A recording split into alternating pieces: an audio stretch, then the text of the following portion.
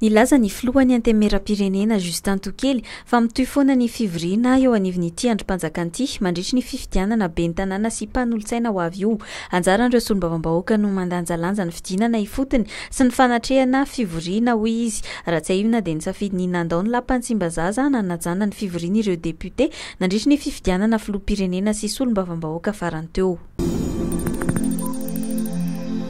Notikanana androany tetsy Ambohidrabiby ny lapan'ny fitsarana sy fonja ho an'ny distrika Navaradrano tonga teny atoerana ny filohan'ny Repoblika Andry Rajoelina nitarika ny lanonana sy ny ministry ny fitsarana Benjamin Rakotombandimby manala fahasahiranana ho an'ny mponina ao anatin'ireo komina miisa 730 ao anatin'ity distrikty ny fisian'ny fitsarana ambaratonga voalohany tahaka izao.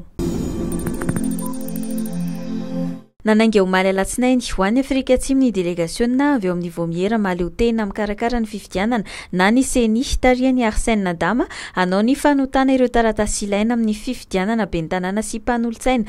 Tokony ho vita ara-potoana avokoa ny fikirakirana ireo tota taratasy sy bilita tokana ireo raha ny voalazan'ny seni ho voaja ihany koa ireo daty sy fotoana voafaritra mandidina ny fanatotosana ny fifidianana ny 1 Desambra zao.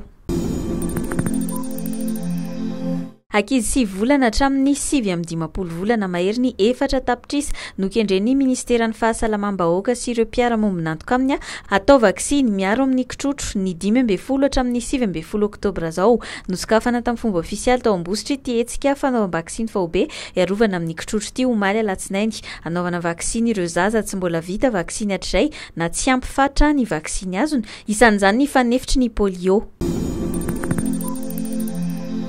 Nanomboka omaly alatsinainy ny fampivondronana ho an'ny barea vehivavy izay hiatrika ny fiadiana ny amboarany kozafa ho an'ny sokajy vehivavy tsy mbola misy aloha ny famoahana lisitra ofisialy ho an'ireo izay vao antso andrafitra ity ekipam-pirenena malagasy ity. Miatrika fanazarantena indroa isan-kerinandro izy ireo. Omaly alatsinainy dia tao amin'ny kianjan'ny LGECO Plus sy ny kianjan'ny CFFA Andoha Ranofotsy no nanao ny fanazarantena ity ekipam-pirenena malagasy ity.